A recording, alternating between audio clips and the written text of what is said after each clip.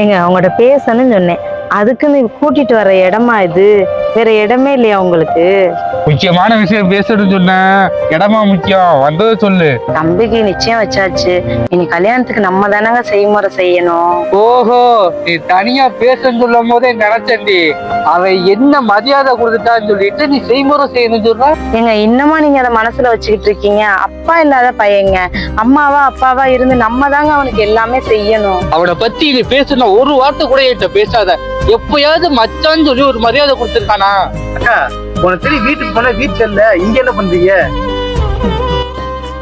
என்னக்கா மச்சான் இன்னும் கோவத்துலதான் இருக்காரா? மூஞ்சி திருப்பிட்டு போறாரு. தம்பி நான் எவ்வளவோ பேசி பார்த்தேன்டா, இன்னும் கோவத்துல தான்டா இருக்காரு. என்ன நீ போய் பேசு, மச்சான்ட்ட மன்னிப்பு கேளு. ஓ மச்சான் தானே. சரிக்கா, நான் போய் மன்னிப்பு கேட்கிறேன்க்கா. மச்சான் என்னடா? மச்சான் என்னை மன்னிச்சிடுங்க மச்சான். உங்களை நான் மரியாதை இல்லாம பேசியிருக்க கூடாது மச்சான். கல்யாணத்துக்கு வந்துருங்க மச்சான். எனக்கு அப்பா இல்லைன்னு உங்களுக்கே தெரியும். நீங்க தான் மச்சான் அப்பா ஸ்தானத்துல இருந்து எனக்கு கல்யாணம் பண்ணி வைக்கலாம். சரி சரி, அப்பா ஸ்தானம் இப்பதான் தெரியுதா உனக்கு? வார ஓ. அக்கா மச்சானை கூப்பிட்டு கல்யாணத்துக்கு வந்திருக்கா, வராம மட்டும் இருந்துடாதீங்கக்கா. நான் போயிட்டு வரேன்க்கா.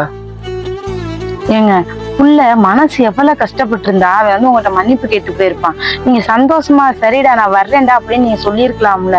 அவன் மனசு கஷ்டப்பட்டு போறது எனக்கு சங்கட்டமா இருக்குங்க. ஏமா அவன் போறது எனக்கும் கஷ்டமா தாமா இருக்கு. அதுக்குன்னு அவனை அப்படியே விற்ற முடியுமாமா? அவன் ஏன் புள்ளமா?